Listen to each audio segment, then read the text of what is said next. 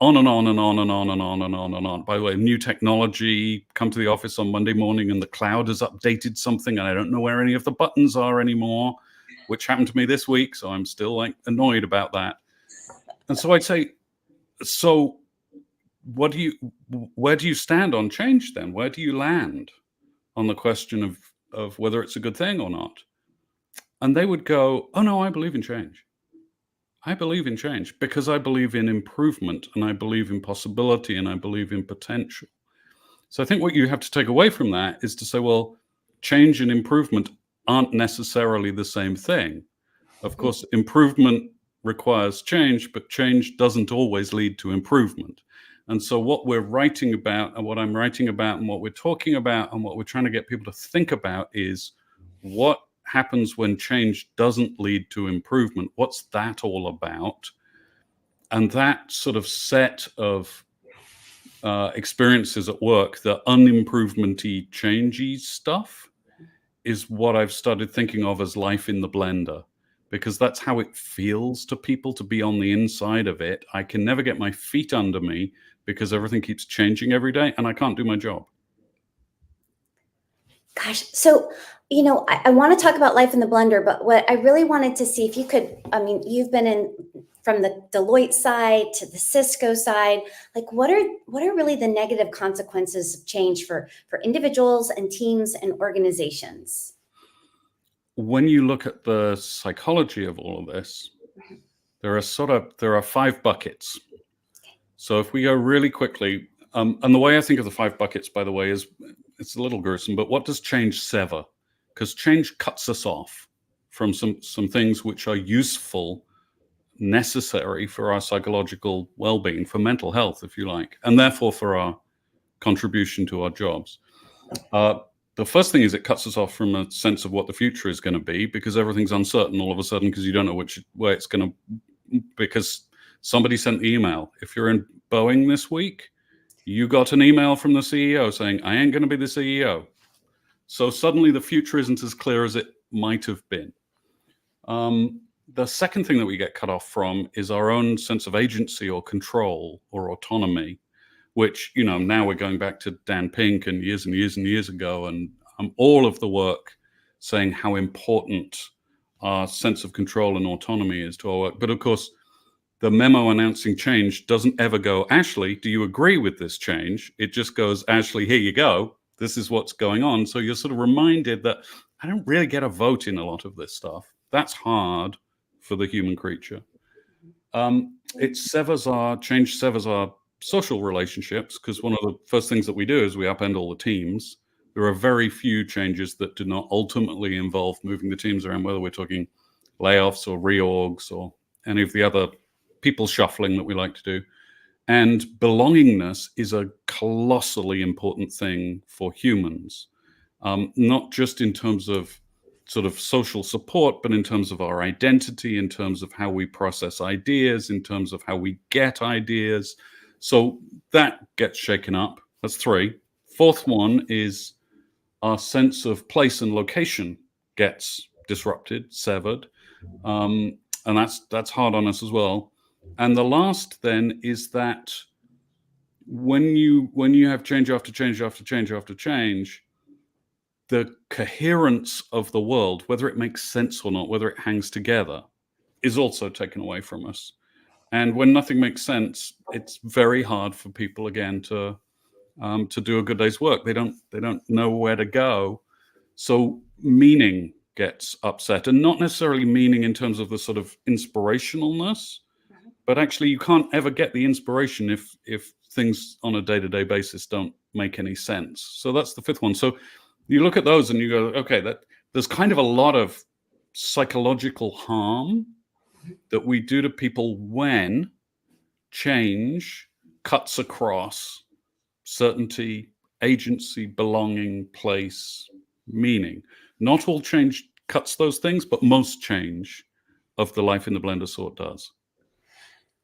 And could you talk a little bit more about life in the blender, just from an employee experience perspective or an engagement?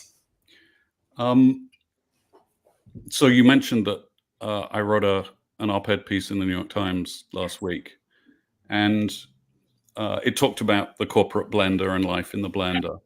And it was very interesting to put that out there and see what people said. And of course, the New York Times has a lovely comment section. And so in 24 hours, we had 900 people going, I'm going to give you a rough distillation of what they said. Yes. It was approximately yes. This is a thing. We recognize the blender. The blender is just an experience where it's one thing after another, and you don't understand the things that you need to know in order to get your work done. So there's a lot of work that doesn't happen on an org chart, if you like. I mean, our consultant friends, and I used to be one, are very fond of saying, listen, our model of work is the org chart, so we can see how the work flows. But actually, if you spend any time in an organization, you go to the org charts. The org chart is a very rough first approximation of what happens generally at comp time, but it's got very little to do with how work actually happens, because work actually happens like this. If the this is forever changing, you can't find the expert in this, you don't know the strategy to do this, you can't figure out, are we supposed to be doing this way or this way or this way or this way? I have stories of people who are coming through a merger going, I'm not sure what my team is meant to be selling anymore, because the other company had some similar stuff and no one's told us which way it should be. I have stories of people going, we stopped work for 3 weeks, not deliberately, but no one could really focus on anything because we knew the big change was coming, but no one had told us what it was. We have people saying, I had 20 bosses in 10 years. And so I had to keep relearning the boss.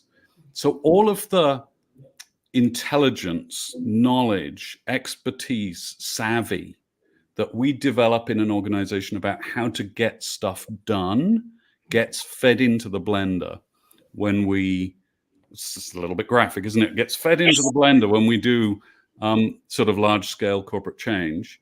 And the funny thing is, we've sort of persuaded ourselves that this is either okay, or we can't do anything about it, or we shouldn't worry about it, or we've become comfortable with this.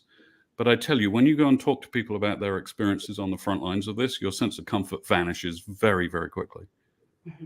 I would say that I'm an applied anthropologist, and so an org chart never tells you what's happening. And so much that you're talking about is culture and communication, and the big part is really in HR and like people leaders. So can you talk about how your advice really impacts the change in people leaders, and talk more about this second circle that was super interesting in the article?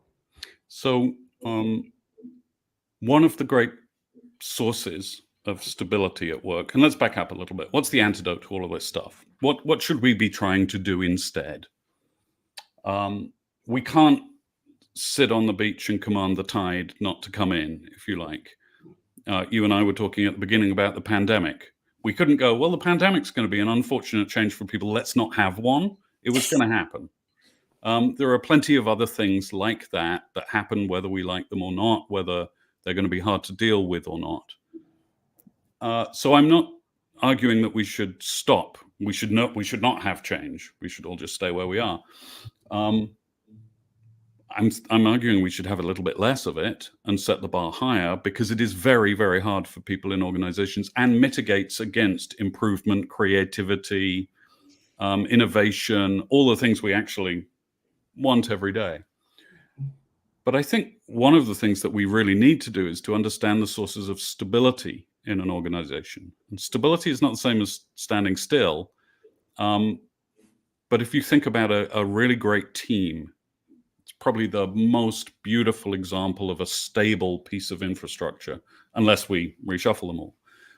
What do you get from your team?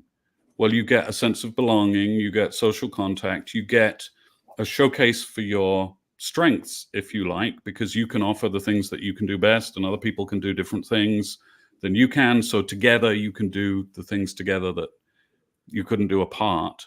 Teams you can understand the meaning of your work, by the way. I know what my work means because I can see its impact on somebody else and they can point me in a direction, and I have a way to, through the team into the organization, make sense of and understand my cause and effect at work. So teams are beautiful and a great source of stability. So, one obvious thing to do is to double down on having great teams, and a good place to start is to have great team leaders, which sort of brings us to the HR piece of all of this, which we should, get to while we're hacking HR today.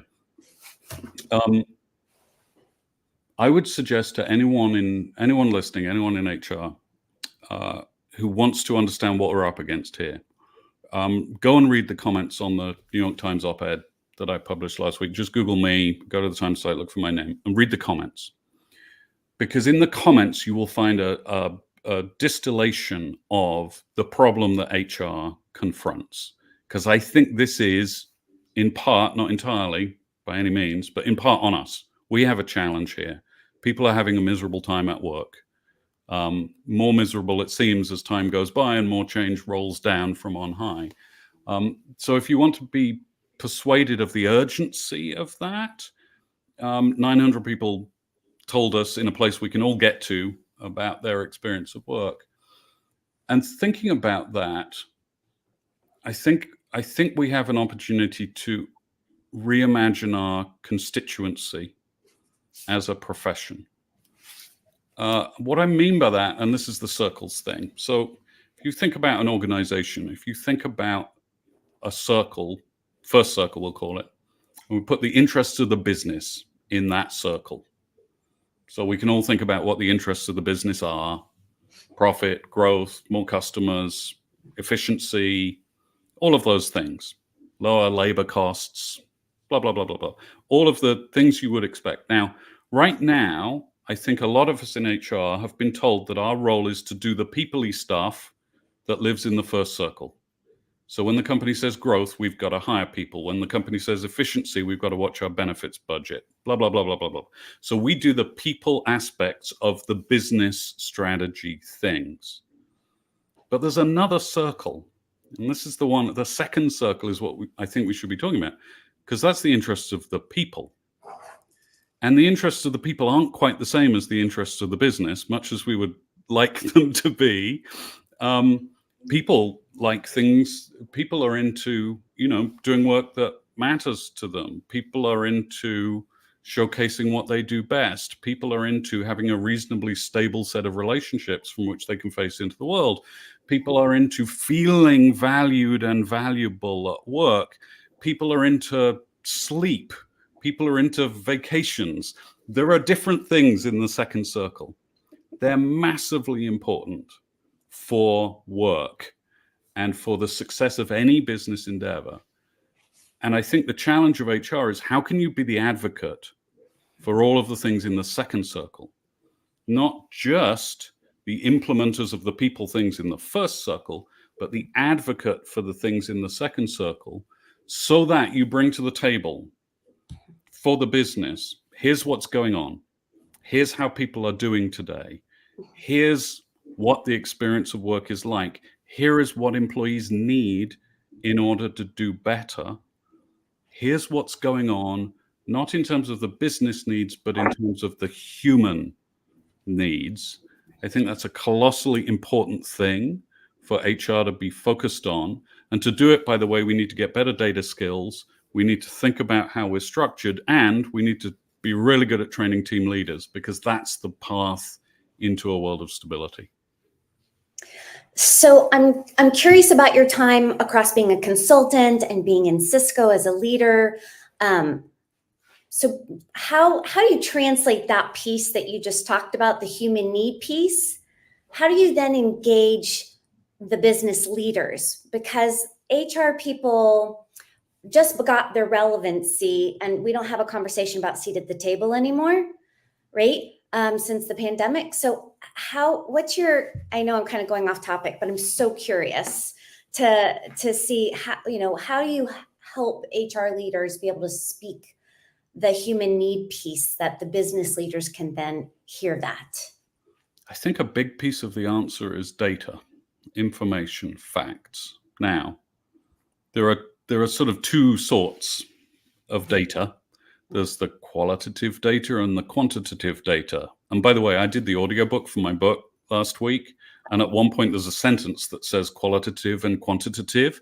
And believe me, it's really hard to say that when someone's recording your words. It took me about half an hour to get through those two words. Advice to future self: don't say those two things in a book again on the same sentence, because it's going to be a mean time. The quant stuff, many organizations have, I think, sad to say, kind of poor quant data on people experience. Poor because it's not very frequent, it's not very local necessarily. Very often it's an organization-wide survey rather than a team by team by team piece of data. And very often it's a lot of, what do I think of this other person over here? It's a lot of ratings-y sort of data, which is, as we've argued in various books and articles, not data that you really want to hang your hat on.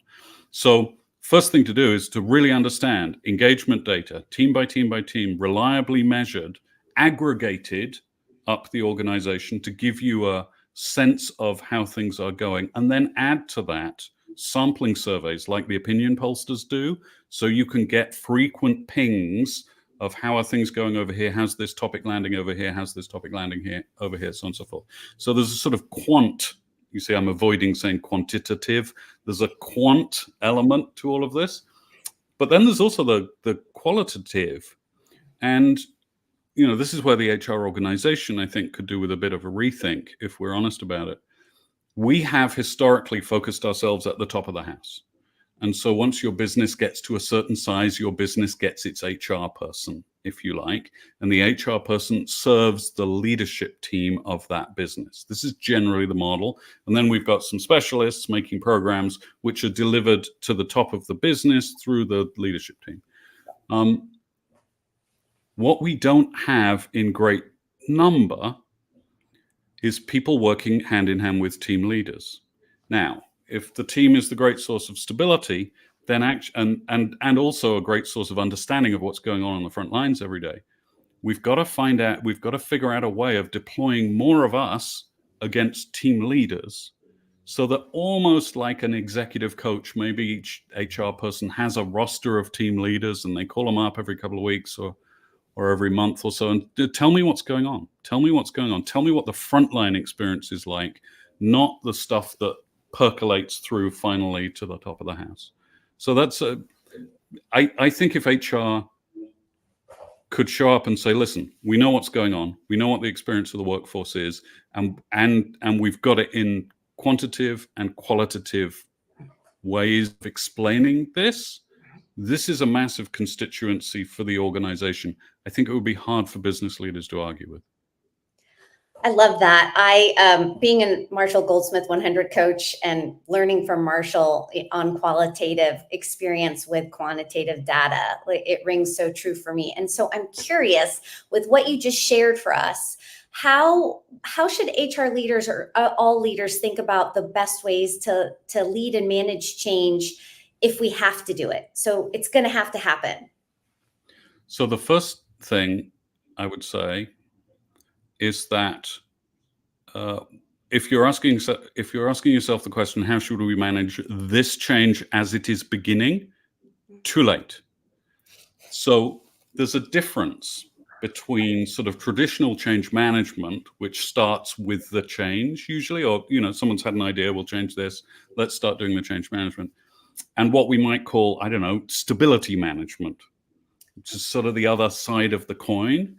And if we're going to do stability management, you need to start doing it now, because what you're doing is building foundations of stability for people to stand on, firm foundations, so as to be better positioned to survive, thrive, prosper in change. But it's got to start now. It's got to be in advance of a change initiative. Some of the things are build great teams, as we've talked about. You can think about embedding ritual into the workplace. Lots of people, by the way, have ritual, but don't think of it in that way, or don't realize how colossally important it is. but the weekly this and the monthly this and the morning coffee run and the silly fancy dress things that people do on Halloween, all of these rhythmic, if this, then this sorts of things that we do at work are an enormous stabilizer for people and for their relationships over time. So rituals is one. There's a fun one that came up while I was researching for the book all about secrets. Yeah. Secrets are an interesting thing because we sort of go, well, the secrets are to be kept. But actually, if you look at the role of secrets on teams, secrets are sharing secrets within a small group of people is how you begin to define insiderness. And from insiderness, you get belonging. And from belonging, you get, again, resilience, stability. So things like this. And then maybe the last one for now, there's a lot of strange language in business. We're all sort of familiar with, there's a game, I'll give it the wrong name because we're on air right now and everyone will know the right name. The wrong name is buzzword bingo, but it's actually called a different word beginning with B and then bingo. And we play this game because we laugh at all of the silly words that everybody uses. But the silly words, the unreal words, if you like, are another way that we're one step away from reality. Because when somebody uses a buzzword, what does that really mean? What's being hidden from me? What's being masked? What's being concealed? So last thing I'll say in terms of stability management is use real words. Speak real words to people. They desperately want to hear the real words. And for some reason, we all decided that people can't handle the truth. Believe me, people are begging to be told the truth. And it's enormously stabilizing not to be told it's all good news, but be told we've told you all the news. And Yeah. so to the extent possible, that's another thing we can do in our world of stability management. That's amazing. So I ask everybody this last question. This is my question of the month. I have questions I ask people is what inspires you right now, Ashley? What inspires me? Mhm. Funnily enough, I'm an optimist. Mm. Now, I seem to have spent a lot of time writing and speaking about what's wrong with the world, but it's actually because I'm an optimist and I think we can do better. I've been in my career on magnificent teams, in curious and humble organizations. And what pulls me forwards is thinking of all my teammates on wonderful teams over my career. And what gives me hope every day is that it can be done. It can be done. We just need to be clear-eyed about how to do it. Great. Well, thank you so much, Ashley. It was such an honor and a privilege to get to spend time with you. And people can find you, The Problem with Change, the new book. And People can find, yes, ashleygoodall.com has all of the links. There's an email coming out with a little giveaway or a discount code, sorry, for Hacking HR folks. So I think Enrique is going to send an email with all the details of that, but 10% off the book if you pre-order it in the next month, so that if half an hour of me going on today wasn't enough, there is more available for the low price of $27. great. Well, we will look forward to that, and it'll go on my bookshelf right next to 9 Lies About Work. And thank you so much for your time with us. Thank you so much for having me. Great fun. Bye. Great, everyone. And I'd love to welcome Vandana for our mindfulness. Hi, Vandana. Good morning. Good morning, Cheryl. Thank you so much for this opportunity. Thank you with us. Hi, everybody. It's a good chance for all of us to now anchor ourselves into our energy fields. We're going to work with our own energy fields right now to decide what kind of vibrations we emit to the universe as individuals and as team members, as leaders. This is very important. So may I request you all to close your eyes and drop your consciousness into your heart center. It's a simple process. Focus your attention at your heart center, sensing and feeling energies around you.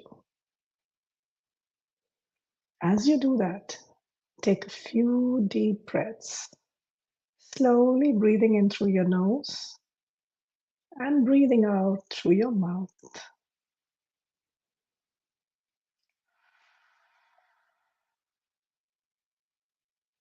We will do this 5 times.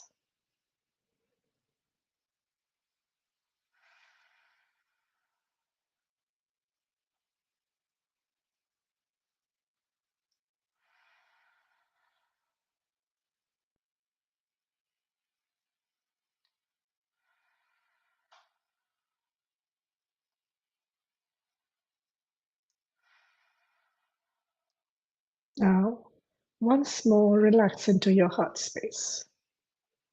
This exercise that we will do right now, you can do every day as you walk into work. So now, imagine that you're standing on Mother Earth and the planet, fully grounded, and you receive beautiful, loving, supporting energies from Mother Earth right from the crystalline core of the planet.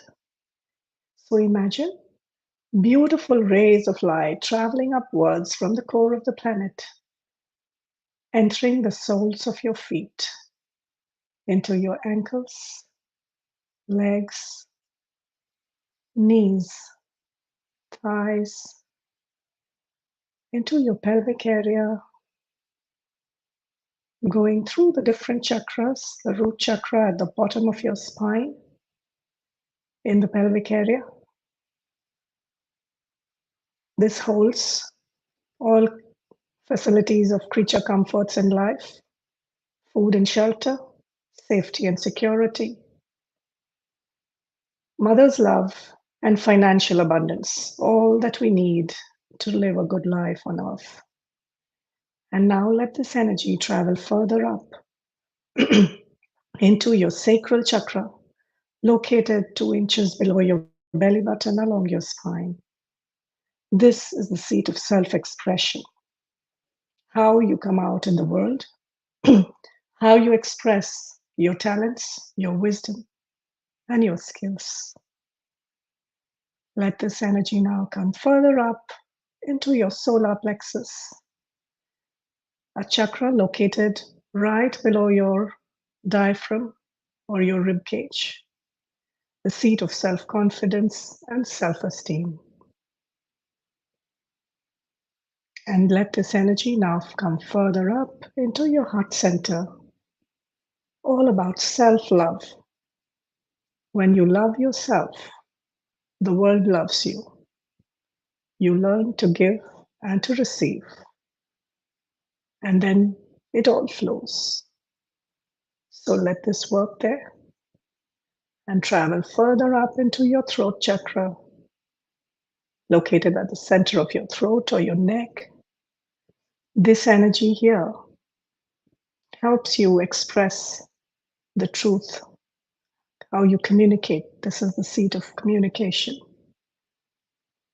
And let this energy go further up into your third eye, the seat of knowing and of perception, so that you know the truth and you can see the truth in situations and circumstances around you.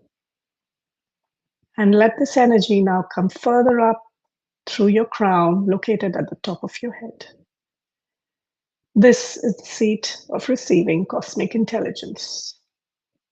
So let this now all flow out from the crown like a waterfall around you, clearing, cleansing, and balancing out your physical aspect. And now let's open up to receive beautiful divine energies of cosmic intelligence from the energies of universal consciousness, the ultimate energy of creation, behind everything that we see, feel, and sense. And this energy now travels from the heavens above like a beautiful pillar of light, entering your crown, going further down into your third eye, your throat, your heart, your solar plexus, your sacral chakra, your root, through your legs, and anchoring you deep into Mother Earth. So now you're in a pillar of light, merging with cosmic intelligence, the divine energies of universal consciousness, and the supporting energies of Earth. And both these energies merge into your heart center. Sense and feel this beautiful vibration coming together at your heart center of two powerful energies, creating a confluence with your own personal vibrational signature. Remember, what you emit to the universe is what you receive. Whether you emit gratitude, fear, lower energies, or higher energies or frequencies, it's up to you. So let this energy now become a beautiful ball of light with your own personal vibrational signature. And it expands 360 degrees beyond your heart space, growing to take your physical aspect bigger than your body, your physical body, growing further and further to take in your mental, emotional, and spiritual aspect, growing beyond the room that you're sitting in, beyond the building that you're in, the city, the state, the country, and grows to become bigger than the earth, growing further and further and further. And that is how boundless and infinite you are. And you can now cast a web into the cosmos and the universe of whatever frequency you want to emit. So let us now do something special. In your mind's eye, affirm after me. I am so grateful for this opportunity to be sitting in the People's Summit. I am so grateful to receive all the knowledge and wisdom that I am receiving today. I am so grateful to be who I am, and I am complete. I am so grateful for all the support of the universe that I receive every day of my life. I am so grateful that I am abundant and that I am aligned to my highest good. I am so grateful to be living my life purpose, to have all the knowledge and skills and the wisdom that I need to be successful. I am so grateful for my family, for my loved ones, and all the wonderful relationships I have made on this planet. And I am so very grateful that all of it comes together in my life in the highest and best possible way. I'm grateful that I am receiving all the beautiful healing I need to receive through the cosmic intelligence. And I am so grateful to Mother Earth for supporting me at all times. I am enough, and I am so grateful for that. I am who I am, and I am enough. And so it is, and so it is, so it is.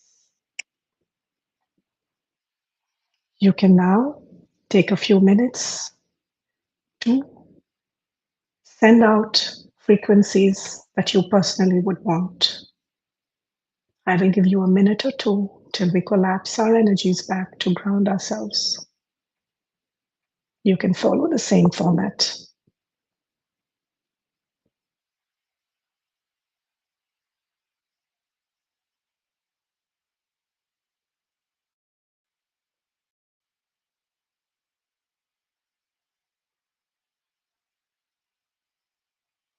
It's all in your hands, what you want to emit as frequencies to the universe. scan your life, your relationships, your career, your home, everything, every aspect, and send out frequencies of gratefulness accordingly.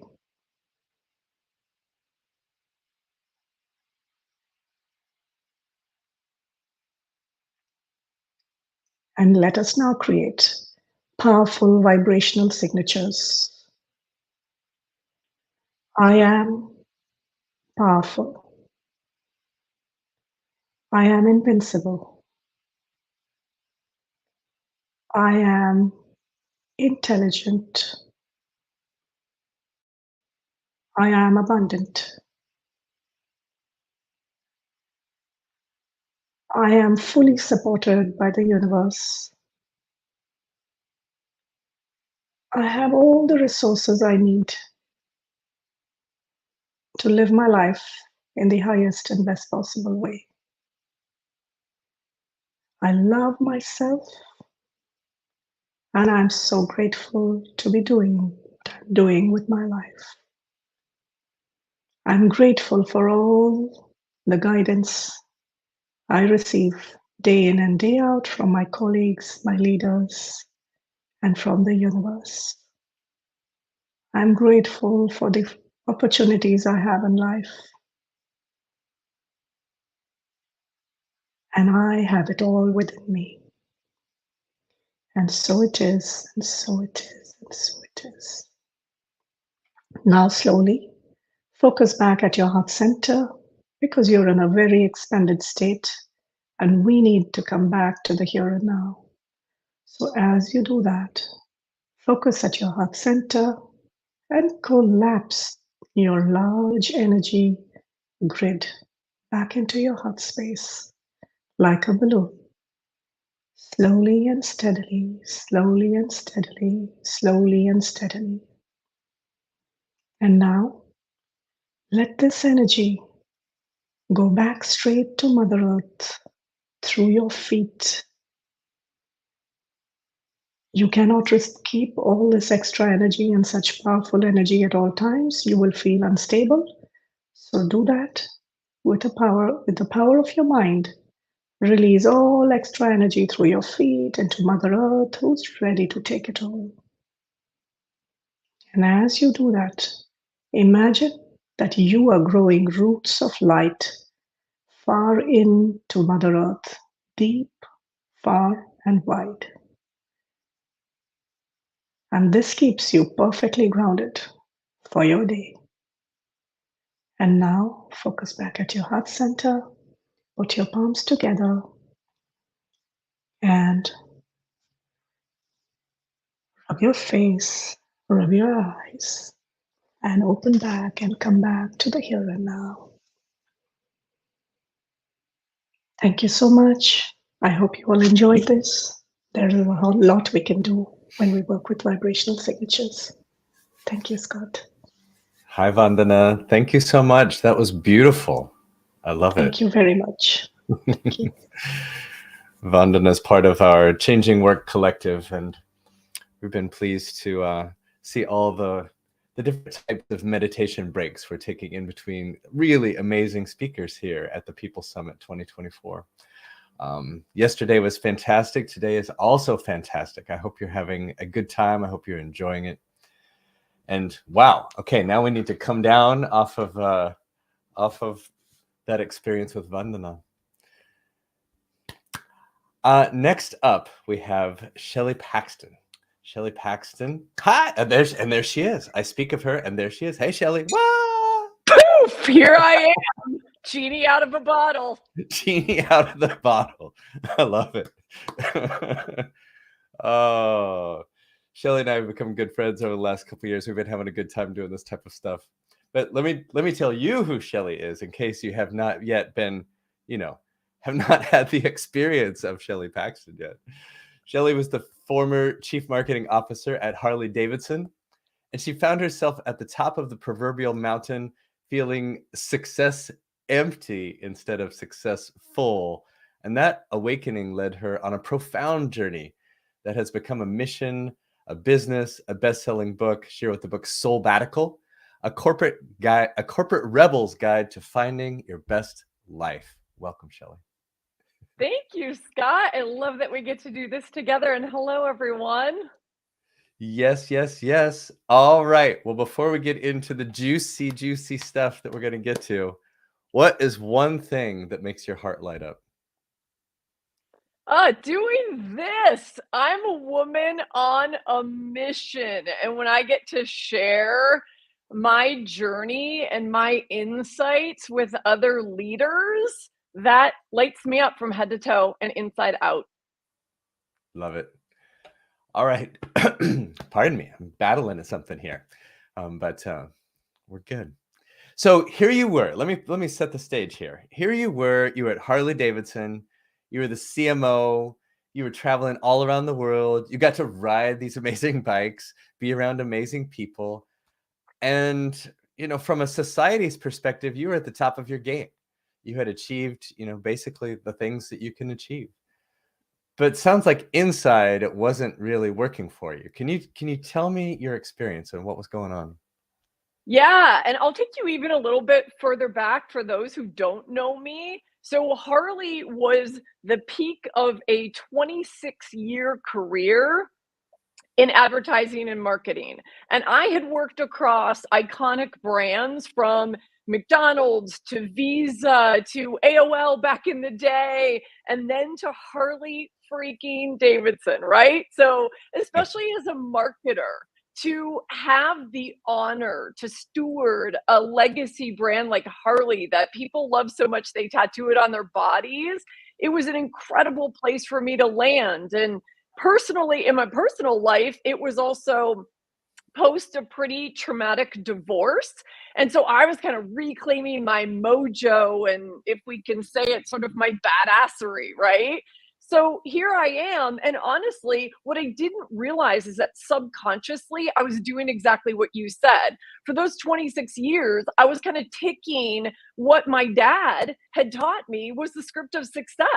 And it looked like, yeah, you climb rung by rung of this particular ladder. And it looks like bigger titles and sexy brands and more money, more zeros at the end of my paycheck, and more things in my life. And yeah, it was a pretty, it was a moment that shook me when I go to Harley. I ultimately become VP, Chief Marketing Officer of this brand. And I'm like, I've made it. And you're right, from the outside in, it was shiny, it was polished. I was riding motorcycles around the world.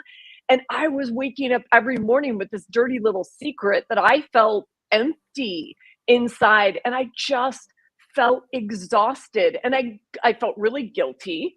And more than that, I felt really confused about how I had done all the things I was taught to do and all the things that I was promised, in quotes, that success would bring me. And I felt this way. And so I'll pause there, but that's kind of, I got to that place and I was like, wait, how does this happen? And no one was talking about it. I thought I was alone. I feel like it's such a common thing. We have this mountain of success that we've been told from a very beginning, right? Get that grade, do well in sports. It starts in grade school and junior high and high school and college, and it never stops until you realize, if you're lucky, you climb the mountain and then go, oh, wait, this is maybe this is the wrong mountain. So what was it that was missing when you think back in that moment? Like, what was it that you wanted? Well, what's so interesting, and I didn't have any of this language or this insight or this kind of clarity back then. So for anybody who might be experiencing this right now, just know it doesn't happen overnight, and it didn't come to me overnight, but I did get a wake-up call. I call it my cosmic kick in the pants, and I'm sure we'll get to that because, Scott, I know you know. What I can see so clearly now is that I was missing an understanding of what does success mean to me? How does it feel for Shelley Paxton? What does it look like for me? Not society, not my dad, not the culture at large or the companies or these iconic brands I'm a part of, but me. So I didn't understand. I was still very much in that external validation, external accolades, external definitions or societal definitions of success. And I hadn't yet understood, what does it mean from the inside out? What is what actually said very simply, what matters most to me from here? That is such a powerful question. And I wonder, I'm not sure if I had asked myself that at 19, would I have gotten a true answer? Like I'm checking in now because, of course, I want to be successful. I want a job. I want the money. I want the relationship, all the things. So how do you determine the difference between what we've been trained to want and what we really, really deeply want? Yeah, so this is one person's perspective on it. And Scott, I'd certainly be curious on yours as well. My perspective on it is this can evolve over time. So do we have to know the answer at 14, 19, 26? 26 happens to be an interesting number for me because when I look back as I was writing the book, I took a pause from my really sexy, shiny advertising career to kind of go on this soul journey that I didn't understand at the time. Was my first soulbatical, was me kind of starting to ask those questions, but not fully tuning in. I actually got really scared. And so I would say what it looks like is us starting to get more comfortable with this inner dialogue, this practice of a dialogue of listening deeply to ourselves, of knowing ourselves in terms of our truth, our essence, our values, and continuing to listen over time, because of course it's going to evolve. But I think the challenge is, at least speaking from my experience, I was never taught to be in communication with myself. I was never taught from a young age to tune in and listen deeply and even ask myself, what lights me up? What matters most?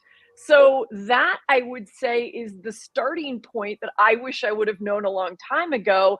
And then, of course, we're going to evolve over time. But I love that we will have been in dialogue and that will be more natural and more comfortable. And what occurs to me is that this path is not black or white. It's all gray, right? Because I've heard you talk about how even though in that moment at the top of the mountain, perhaps it wasn't exactly what you wanted, but there was a lot of great things that happened along the way. It was just there's more. There's more than just this part, and broadening our aperture to say, what really is success? Success to me. Yeah, and let me be really clear, Scott, you've heard me say this, and I just want to be clear for everyone listening, especially if you're really new to me and my journey and my work. I don't regret a single second of that 26-year career. It served me. And frankly, that initial success script that my dad handed me, it served me really well until it didn't. And so some of you may be coming upon that moment too. So no regrets, but I was absolutely woken up and forced to look at, how do I want to define success going forward? And so I consider that a gift. It feels like as we're figuring this deeper truth out, it's about coming into alignment with our values. And so how does someone do the work of really deeply understanding what their values are? Yeah, this is something I geek out on. We've done this work together in workshop with beautiful souls. And so the easiest place to start is with Brene Brown's Dare to Lead values list. You can get it on her website for free. It's a one-page downloadable PDF. Brene is one of my absolute sort of mentors. She's on my personal board of directors. She doesn't know it yet. I love that. I'm convinced. I'm convinced she's going to know one day. I'm the poor man's Brene Brown. That's what I'm calling myself. So but yes, seriously, go to that list of values and look at it. It's 100 or so words on a piece of paper, and give yourself the gift of some space and time. Carve out an hour for yourself, maybe before the family gets up, or on a weekend, or on a night. Say, I'm not working, I'm going to sit with this, and get to 15, and then whittle it to 10, and then whittle it to 5. And then the biggest and yet most rewarding challenge is to then get to your top 3. That will give you, to me, it's life-changing insight. I did this early on when I left Harley, and I took my pause that I called my soulbatical at the time, because I didn't realize yet that it was a way of being. And at the foundation of that way of being is understanding your values, who you are, what is your essence. And so I understood mine to be freedom, authenticity, and courage. Which, when I say it now, believe me, it wasn't easy to get to those. And I say it now, and it's like, well, of course it is. That seems so logical. And yet I can look through the rearview mirror and go, oh yeah, but I was living in ways that weren't completely consistent with those values. So it's helpful for reflection, and it's helpful for decisions we make across all facets of our lives, from our relationships to our work, to our communities, to our friendships, all of it. I love it. So for you, it ended up being a job change, a career change, a life quake. You know, do people need to change what they're doing to go through this process, or can they just edit what they're doing to fine tune? 100%. It's all of the above, but it's more the latter. Right. So the editing is important. And Scott, you've heard me say this, but I love to say I quit so you don't have to. So yes, my calling was this nightmare that woke me up to why I was feeling empty and exhausted and not in alignment in my life. And I walked away from Harley really not knowing what that was going to bring. I thought, well, I could full well circle back to the corporate world, to a different role, a different company. Who knows what this is going to look like? I personally ended up on a journey that became my mission, my business, the book I've written, the talks that I do, the workshops that I do. But I understand, having gone on that journey, that soulbatical is a way of being. And it's really a conscious choice to live in full alignment with your truth, your values, your desires, and to show up in the world more authentically, courageously, and fulfilled. And we get to start small. Every badass accomplishment is a series of tiny steps. So we get to start taking tiny steps. And often it doesn't mean changing your job or changing your work, but I will challenge every leader in this conference to say, how can we start showing up in a way that is more in alignment, so it starts to shift ourselves, our work, the cultures in our companies, and the culture at large. We are the ripples of impact. So I think it can, even making those small changes can have massive impact when more of us are showing up this way. Let's talk about that. Because on the surface, we could say, oh, this feels like, personal transformation work, and that's good for me. But if we think about it as from the perspective of a leader, or from the perspective of an HR leader, what does my development have to do, and my showing up in alignment with my values have to do with the rest of the organization? Yeah, I mean, well, let's start. And I'm gathering that this has probably been said in a myriad of ways already, that an organization is a collection of humans. It's a collection of beautiful people and beautiful souls. And so let's start with the humanity that is at the center. I always say, really what we're talking about is the soul of business. We the leaders, we the people, are the soul of business. So how we show up matters. The boundaries we're setting, the examples we're setting, the behavior we're modeling, that sets the tone for our teams and for the culture at large. So I would love to see more of us showing up in a way that's acknowledging that the current, systems and cultures and powers that exist are no longer serving us as leaders or the greater good.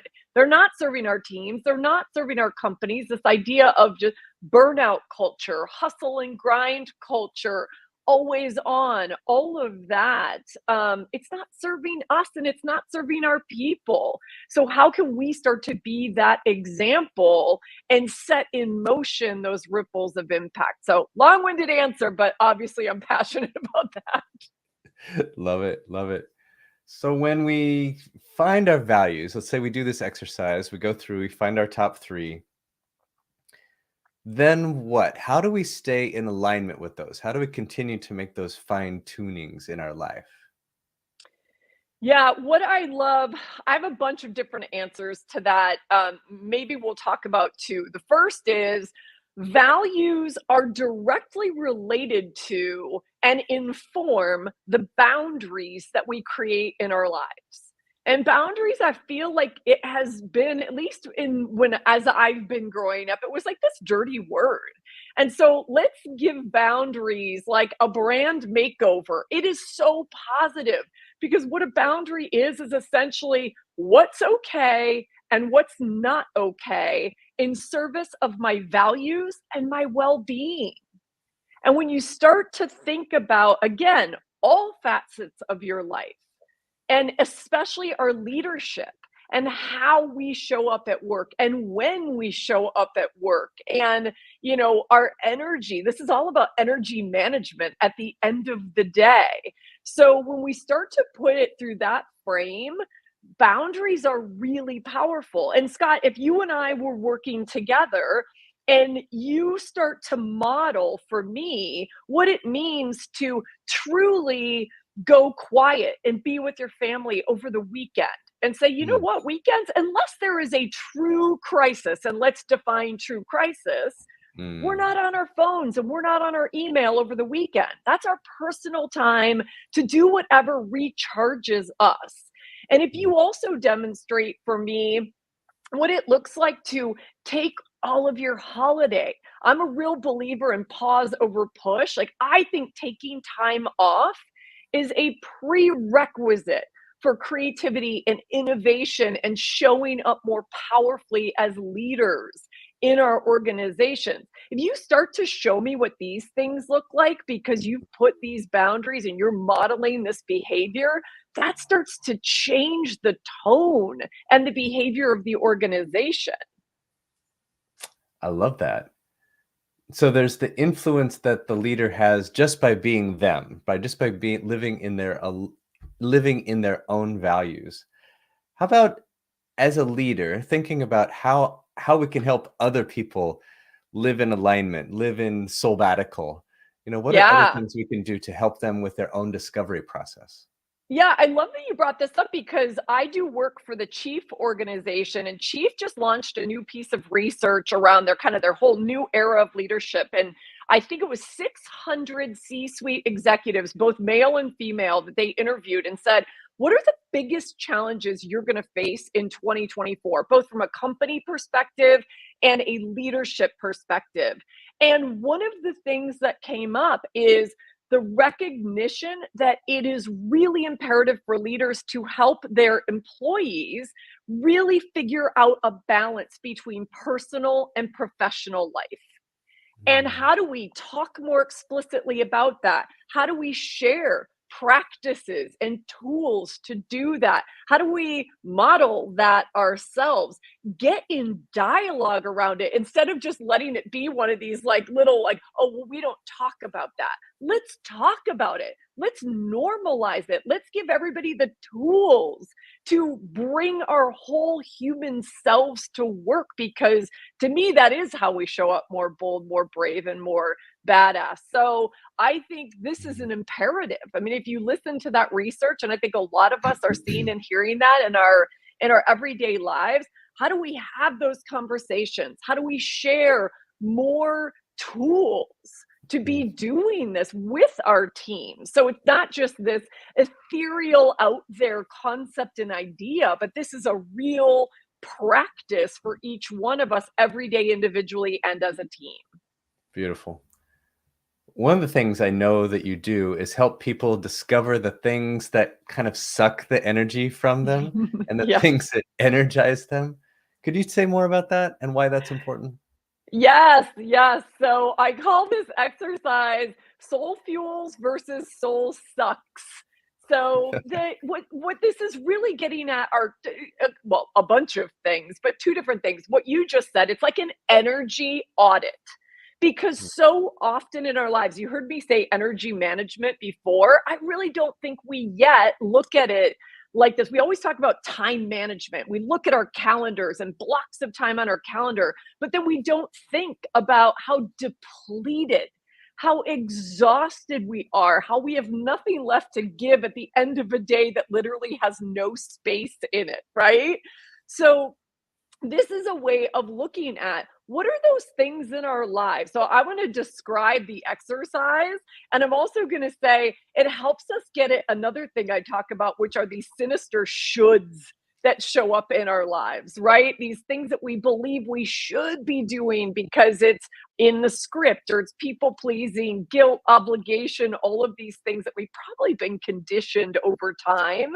So the exercise is simple. Grab a piece of paper or a page in your journal, draw a line down the middle. The left side is soul fuels, the right side is soul sucks, and you're going to give yourself time on a clock. 3 minutes on each side, just stream of consciousness, no editing, no judgment. Soul fuels are those things that bring you energy and light you up, where you feel like you're in flow. You almost lose track of time.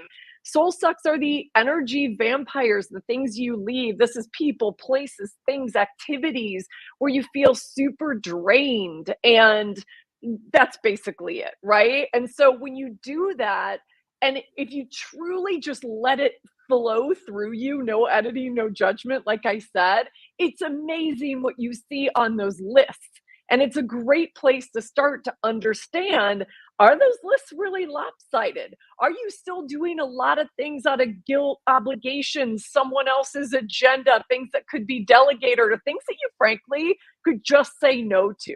Because I'm a big believer that there's only hell yes or hell no. There is no hell maybe. So let's stop convincing ourselves that there's anything in between. So that's the gist of soul fuels versus soul sucks. And it's really insightful. And spend some time and get curious about what's underneath that. Where are the shoulds? Where are you telling yourself stories about things that you still should be doing, when in reality, you don't need to? There are different ways to approach it. And I know taxes aren't the answer, even though we all want to cross taxes off our list.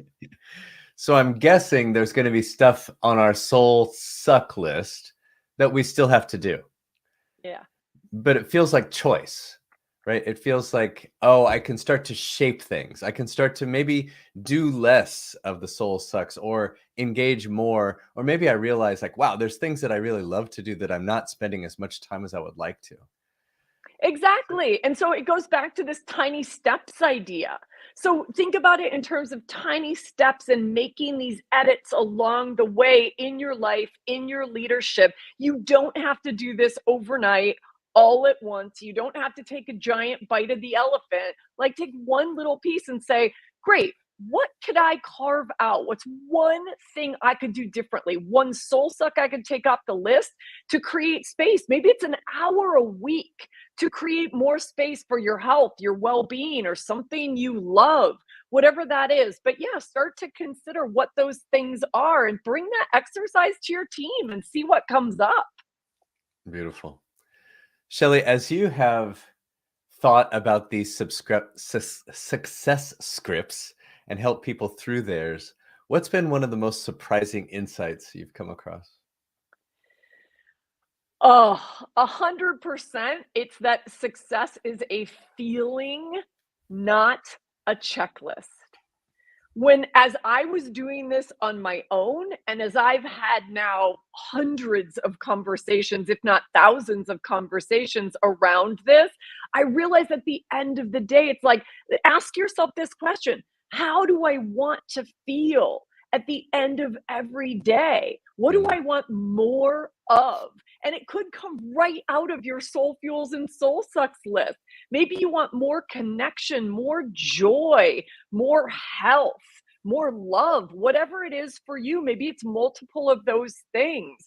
But it often comes back to a feeling when we have been conditioned for so long that success is a checklist. And that radically shifted my understanding of success, how I now approach it, and how I now teach it and talk about it to the world. Yeah. Success is not a checklist, it's a feeling. Boom.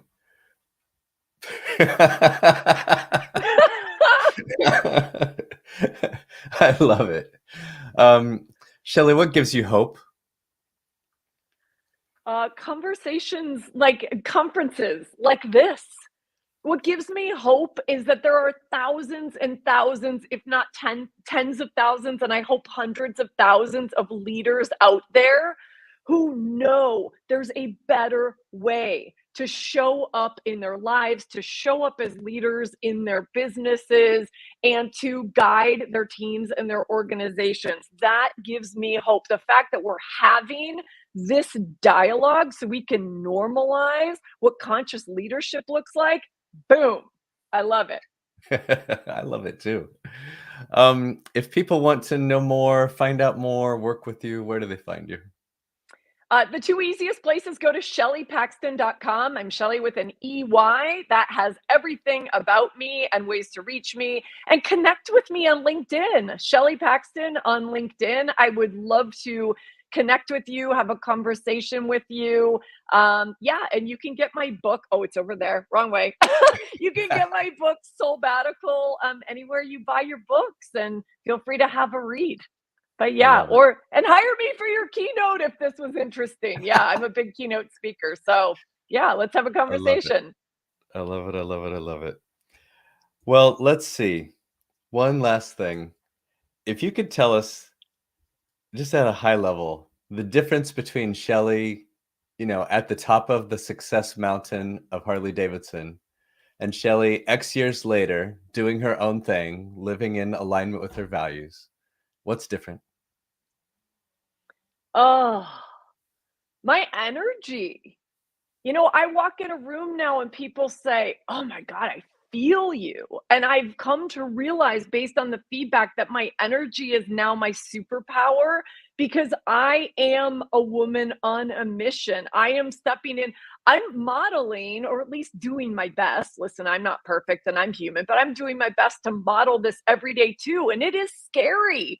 It is bold and it is brave. And so modeling that, I also know that I'm showing up as my best self. So this Shelley is even more powerful than the Shelley that everybody thought was probably the most powerful Shelley that was ever going to exist as CMO of Harley Davidson.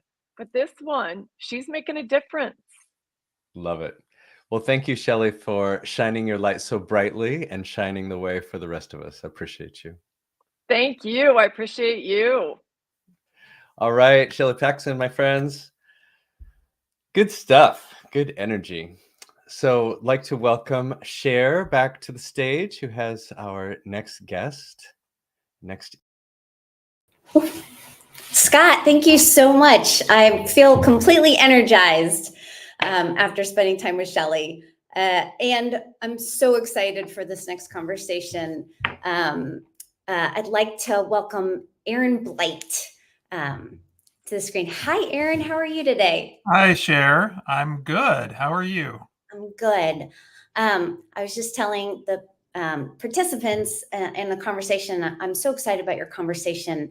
I just want to share with people before we start this really important, meaningful conversation about you that Dr. Aaron Blight is an international speaking consultant. He's an expert in caregiving, in aging, and healthcare.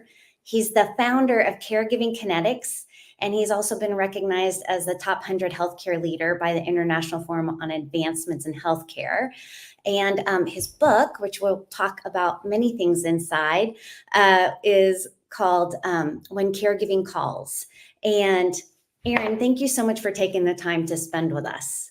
Thank you, Cher. It's an honor to be here. Great. So this is a topic that's important to every human. There's no human that doesn't come in contact with this topic. And so I wanted to ask, how did you come to focus on caregiving and why is it important to you?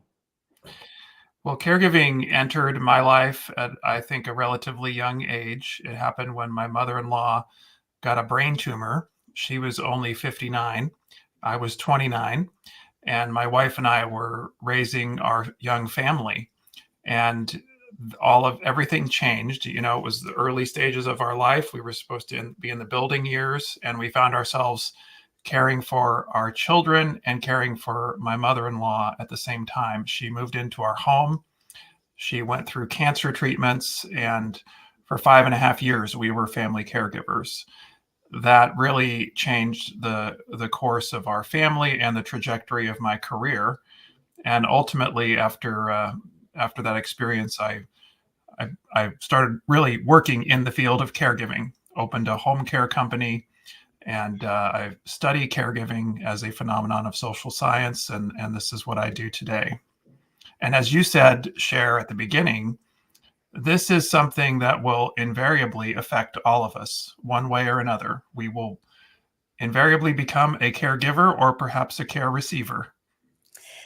Yeah, I currently am going through caring for my 90-year-old mother in a challenging situation. So that's why personally, this was very important to me to spend time with you, and also not for me to spend time with you, but for you to share with everybody who may not have the resources or understanding. And so I guess we never had the topic of caregiving before in leadership and talent and cultures. Can you share with us why caregiving has become so visible in our daily lives and that we're talking about it from a business and organization perspective?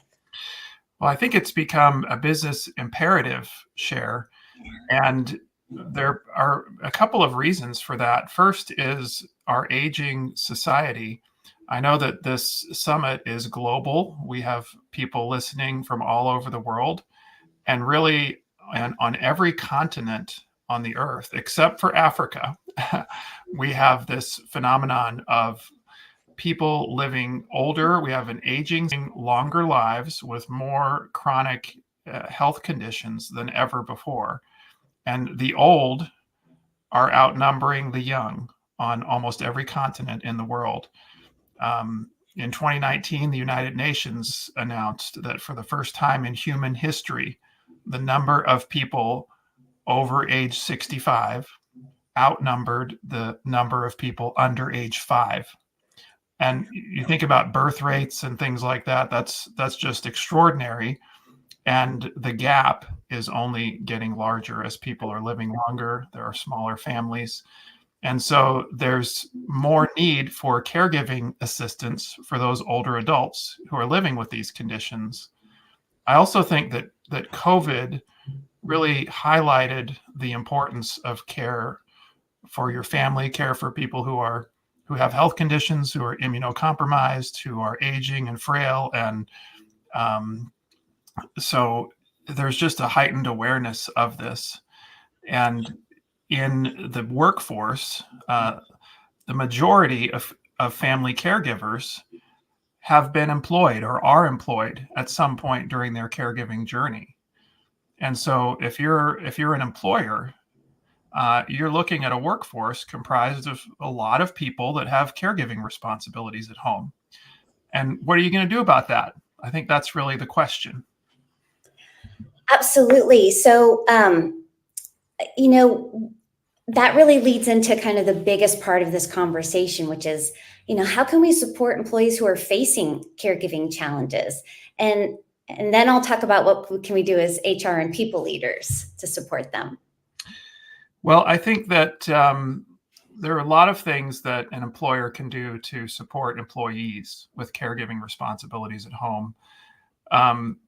The Family Caregiving Alliance, which is an organization based in San Francisco, they found that about 70% of working caregivers struggle with the dual roles, the responsibilities of being an employee and being a family caregiver at home. And about half of those people felt like they had no choice but to assume the family caregiving responsibilities. And almost half of them also reported that they did not tell their supervisor. They didn't feel like they could disclose to their supervisor what was going on at home. And that's a little bit of a troubling number for me, Cher, when I think about if you're not in an organization where you can honestly disclose this type of challenge that you're having at home, there's something about that organizational culture that is impeding you from doing that. So I think you and I talked a little bit about normalizing the conversation around caregiving and acknowledging that this is where we are today with our societal demographics, and we're increasingly going to have employees with caregiving responsibilities at home. So I think acknowledging that, first of all, and saying it's okay if you have caregiving responsibilities at home, and we as an organization are going to support you and help you with this perhaps unprecedented challenge that you're having in your life. That is so important. And I'm really curious about, you know, do you see policies in certain organizations that are different than others that create this, you know, the system for normalizing the conversation? Definitely. I think that, you know, flex time, giving employees the chance to kind of flex in and flex out throughout the day to provide caregiving supports for loved ones is important. Flex place, or remote work, as we're calling it these days, that's also, I think, very important. And that's become more the norm also since COVID, so that employees can take care of family responsibilities at home. Another thing that I've seen arising that really honestly kind of warms my heart, Cher, are employee resource groups. And these are often found under the diversity, equity, and inclusion initiatives of large organizations, where groups of employees have been established with shared interests. And these groups get together to talk about being an employee in this organization and what can be done within the organization to make it more caregiver friendly. They also invite outside speakers to come and to talk about caregiving, and I've had the chance to do that with several large employers. They have lunch and learns. They bring in additional resources from outside of the organization to help employees with their challenges, counseling services, access to things like estate planning or information about long-term care insurance, things like that. So I think those are some really promising practices that I'm seeing. Yeah, that's so interesting to see that kind of come on the horizon, and that companies, it's not a traditional ERG that we see, but like such a great resource for normalizing conversation, giving people support, communication. I'm really curious, like, so we just talked about on the organizational level. So like, what wisdom can you share with our audience of people who are going through these challenges? I mean, there's not a lot of places where people can openly say, like, this is hard. So what counsel can you give them? Well, I talk to family caregiving groups all the time, and groups of family care. I speak to professional caregivers or family caregivers. And one of the first challenges that people have is self-identification as a family caregiver. And I know that this was very hard for me, Cher, when I was going through family caregiving. The extent of my thought process was my mother-in-law needs help. We're going to help her. That's it.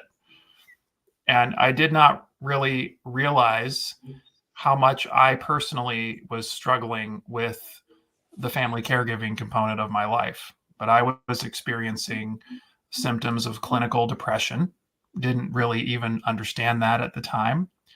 I was in this state of turmoil and kind of internal conflict and angst on a continual basis, because the caregiving component of my life was the one thing that I had no control over, and I didn't feel like I could change that.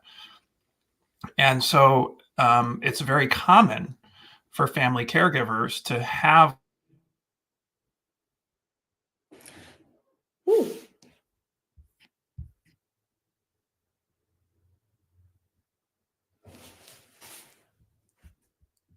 I'm hoping that is.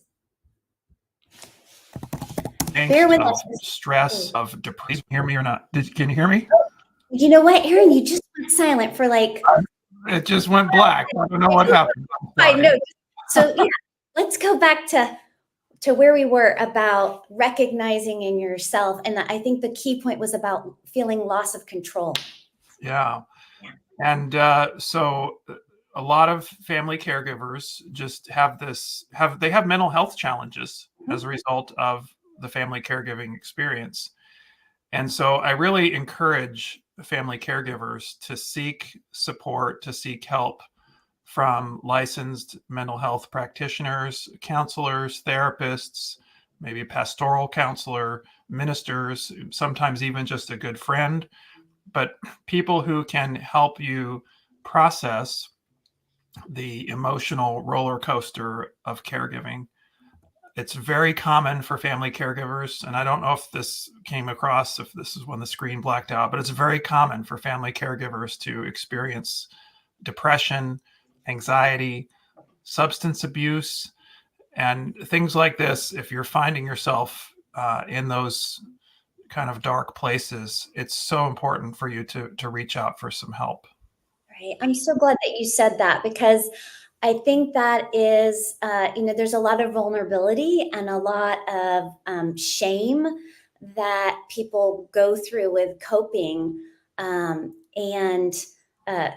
had a couple of losses in my family over the years, and to have a place where I actually joined a grief support group after what was provided by hospice. And I was amazed at how much the mental challenge about the caregiving piece, not just the loss piece. Yeah.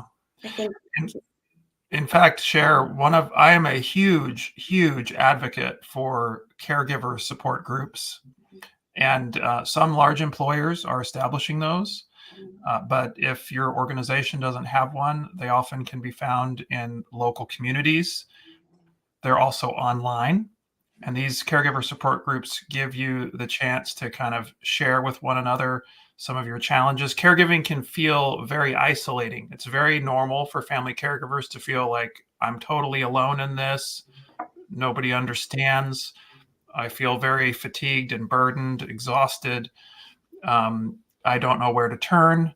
And when you join a caregiver support group, you find yourself with others that are facing very similar challenges, and you can share resources, ideas. You can be cheerleaders for one another, moral support, shoulders to cry on. And one of the things that for me is really remarkable about these caregiver support groups, Cher, is even after the caregiving season is over in their lives, many of the participants stay connected to the caregiver support groups because of the deep bonds that they formed with the people in there. Yeah. That's really a testament to the power of caregiver support groups. Absolutely. I think there's two things that happen. The isolation going through the process was so hard for me. And, but I think that what was really, really hard was, how do I get back to a place? And I think you and I in a previous conversation talked about what does self-care mean? It's such a buzzword at the moment. And so on top of support, self-care, what are other things that we can share with people that are important to help them feel more stable and balanced? So I love that you mentioned that, Cher. I think that the term self-care has almost become meaningless in the world today. It just sounds so trite when people just throw it out there. And some people would describe self-care as really something that I call self-indulgence. Self-care really in this context is about identifying what will put fuel in your tank and what will help to restore your soul so that you can feel happier and better and well. And I think that self-care is probably different according to the individual. So what works in terms of self-care for you might be different from me, and it might be different from a person who's listening. But I think the question that I ask caregivers is, what brings you meaning and satisfaction and happiness in your life? What is something that maybe you gave up doing because of caregiving that brought you personal joy? And maybe it's time to reintroduce that, to take time to do that thing. It could be art, it could be music, it could be tennis, it could be reading books, it could be going for walks in nature or hiking, or sewing, or religious worship, or you name it, yoga, I don't know. But if you've abandoned that because you feel like you don't have time due to work and caregiving and all the responsibilities in your life, then one of the time management strategies for caregivers is taking time for yourself. Just saying, I'm going to carve out time. And because if I do this, I will be better and my life will be happier. Period. Right. And I think that's, you talked about time management strategies. And I know that we talked about methodology in how to design a caregiving. And it was brilliant. My sisters and I come together to kind of take care of my 90-year-old mother. And so could you share some more color around how those were created, or what they are, or what can we share with the participants today? So there's actually in my book, When Caregiving Calls, Guidance as You Care for a Parent, Spouse, or Aging Relative, there is a chapter on time. And time, there are major temporal implications in family caregiving. You only have 24 hours a day, and caregiving can really intrude upon your time. You probably didn't allocate time originally to spend with your loved one doing caregiving related tasks because your day was filled with all of your other responsibilities, work, home, other members of the family, etc. And so when your loved one has needs, unexpectedly, you have to stop what you're doing and go and address those needs. So there are some ways that you can manage your time a little bit more effectively. In the book, I talk about allocation of time, sequencing of activities, consolidating activities so that you can plan a trip to visit your loved one or to be with your loved one while you're also doing other things. But I think that perhaps one of the most important ones we talked about is taking time for yourself. And that's one that a lot of caregivers who are sacrificing so much for their loved ones are very reluctant to do, because it's so obvious that your loved one has needs. but you have needs as well. I would say that it's even harder for me in caregiving because, especially with an older parent, knowing that their time is limited and thinking that my time is not as limited, and so therefore I need to do everything I can.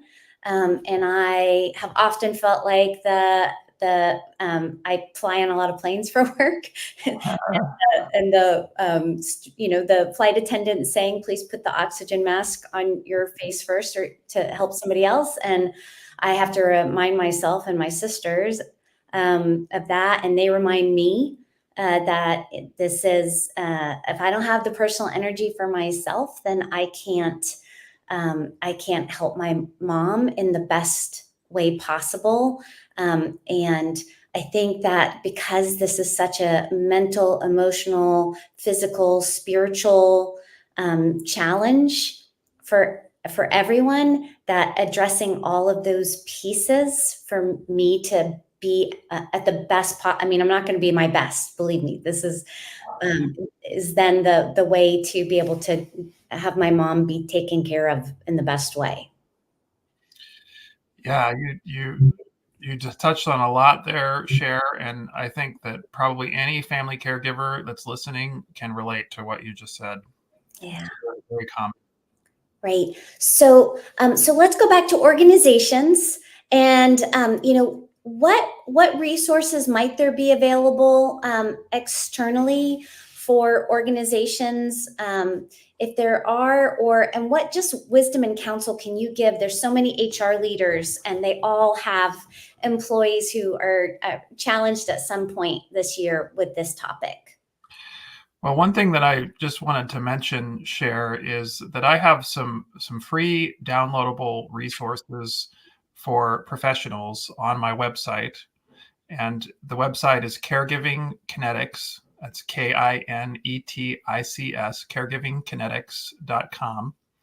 And if you go into the resources for caregivers portal, you'll see some models that I've created of family caregiving. And these are models that they're not focused on the tasks of caregiving.